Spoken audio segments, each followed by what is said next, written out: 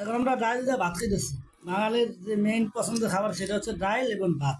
ডাইল এবং ভাত এটা আমরা সবাই পছন্দ করি। আসলে ডাইল আর আলু ভর্তা, ডাইল হলে কোনো কথাই নেই ভাই, অনায়াসি 2-3 প্লেট কিন্তু এমনি খাওয়া। তো খাইতে বসে তো ভালো হতো, কিন্তু বারো সে ঘুম পায় রে ভাই, খালি সে ঘুম আর ঘুম। এত ঘুম পেলে ভালো লাগে কোন।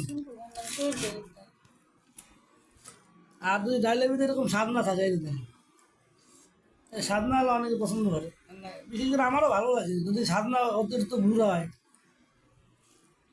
যেটা বাড়তি হয় ওটা কিন্তু পছন্দ লাগে, মানে এটার থেকে আমার একটা ঘুম যায়, মানে ওই যে মোটা সাদনাগুলো এত অতিরিক্ত যে মোটা ওগুলো কিন্তু বাড়তি হয়।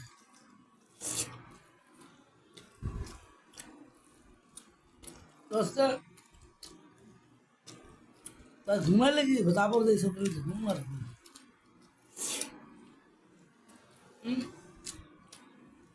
বিশেষ করে আমাদের বাংলাদেশে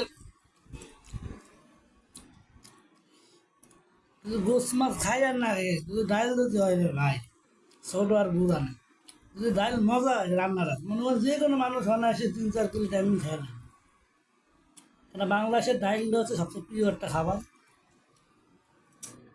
হুম। আর সবচেয়ে বড় কথা কি জানেন, আমাদের আল্লাহ মানে আমাদের মানে রসুল মানে আমাদের মোহাম্মদ হজরত মোহাম্মদ সাল্লাহ সাল্লাম, যিনি ইসলামের প্রাণ ছিলেন, যেটা এক কথা বলা যায়, ওনার কিন্তু সবচেয়ে প্রিয় খাবার কোনটা ছিল জানেন? লাউ এবং হচ্ছে যে মুসুরি নেই। আমাদের নবীদেও বলছেন যে তোমরা ডাইল খাও, ডাইলে প্রচুর পরিমাণে পুষ্টি, এবং হচ্ছে লাউটা সবচেয়ে প্রিয় ছিল আমাদের নবীদের, যেটা সবাই জান।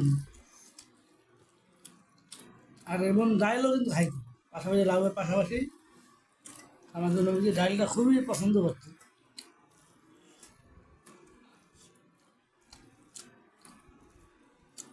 বাংলাদেশের সবচেয়ে প্রিয় খাবার হচ্ছে ডাইল এবং লাউ।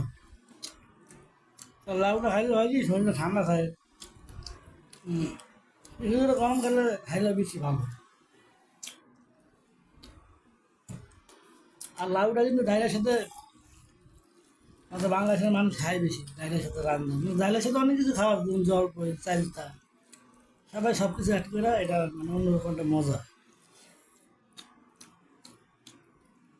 খাও।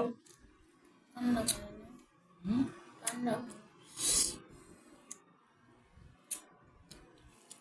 ঠান্ডা যে ঠান্ডা লাগাবো এটা। কি করছি না।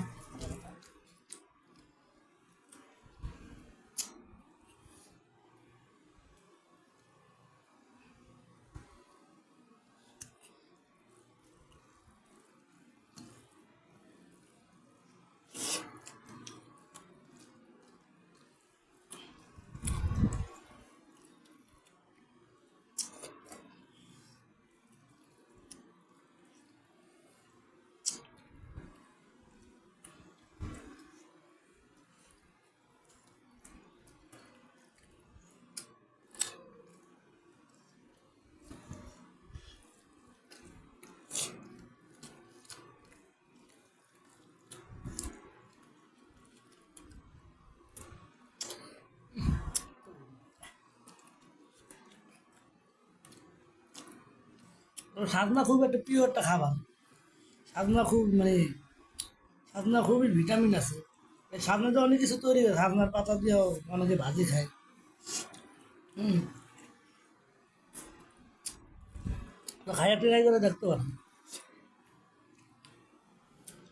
আচ্ছা, ভিডিওটা এই পর্যন্ত সবাই ভালো লাগে, অবশ্যই শেয়ার করুন।